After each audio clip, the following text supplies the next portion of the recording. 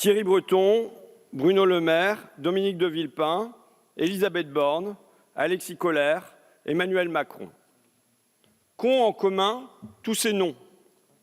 Ils ont organisé ensemble, par leur incompétence ou par leur malveillance, le pillage des autoroutes de France. Ils ont transformé les automobilistes en vaches à lait de la SANEF, de Eiffage, de Vinci. Ils ont fait perdre à l'État français 15 milliards d'euros. 15 milliards.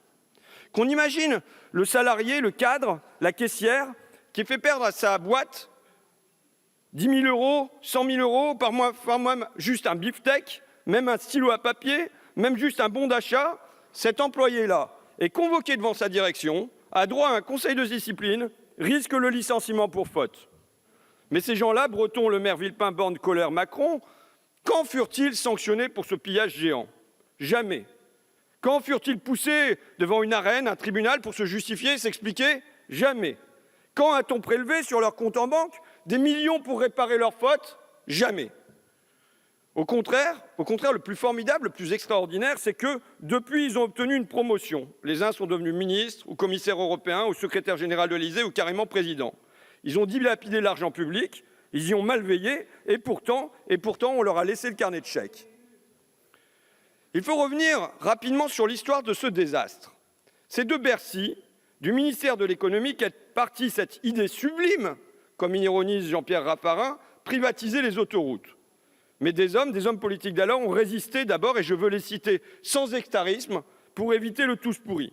Gilles de Robien, ancien maire d'Amiens, à l'époque ministre des Transports, raconte: chaque ministre des Finances me reçoit, avec à ses côtés toujours le même conseiller, partisan de la privatisation des autoroutes. On m'explique qu'il faut vendre les autoroutes, parce que ça fera baisser la dette de l'État. Mais j'avais fait réaliser une étude. Elle concluait que les autoroutes étaient une manne financière pour l'État. C'est comme ça que j'ai pu résister à Bercy. Le Premier ministre, Jean-Pierre Raffarin, a tranché en ma faveur. Mais Raffarin parti de Matignon, Bercy vient prendre sa revanche.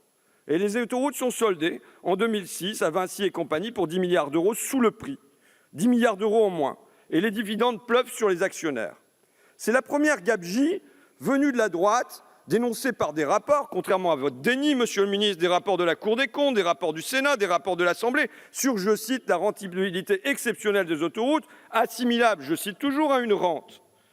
Que va faire la gauche alors à son retour au ministère? Eh bien, elle va y ajouter une deuxième couche.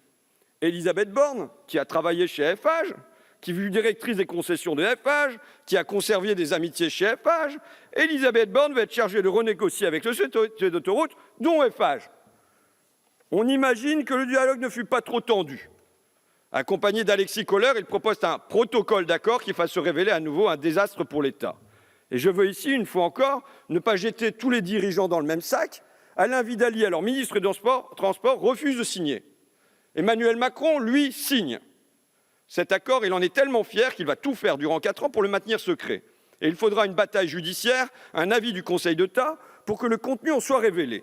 Que prévoit ce protocole d'accord? Un allongement de la durée des concessions de 10 ans, des tarifs de péage en hausse, et même, pour l'État, une interdiction de relever les taxes sur ces entreprises, soit un cadeau estimé cette fois à 5 milliards d'euros, 10 plus 5 égale 15. Le bilan, c'est un gavage gigantesque, formidable des sociétés autoroutières, de leurs actionnaires. Le bilan, ce sont des milliards, des dizaines de milliards qui manquent pour une transition des transports, pour le fret ferroviaire, pour les lignes du quotidien. Le bilan, ce sont des péages qui, pour tout un chacun, pour le français moyen, augmentent plus vite que l'inflation, 2% prévus au mois de février. Et monsieur le ministre, allez-vous valider ou non cette hausse prévue? Alors, que peut-on faire? Rien, on nous répond.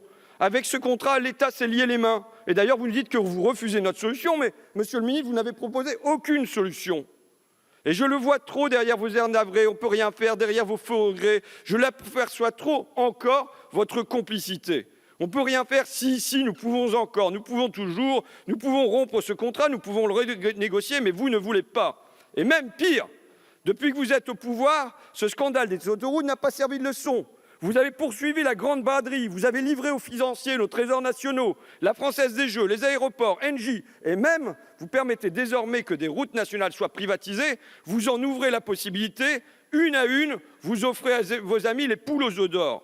En vous finançant, les riches, les actionnaires n'ont pas fait un don, ils ont fait un investissement, et j'espère que les Françaises, les Français ne confieront plus le pouvoir à des hommes qui font le choix de l'argent plutôt que des gens.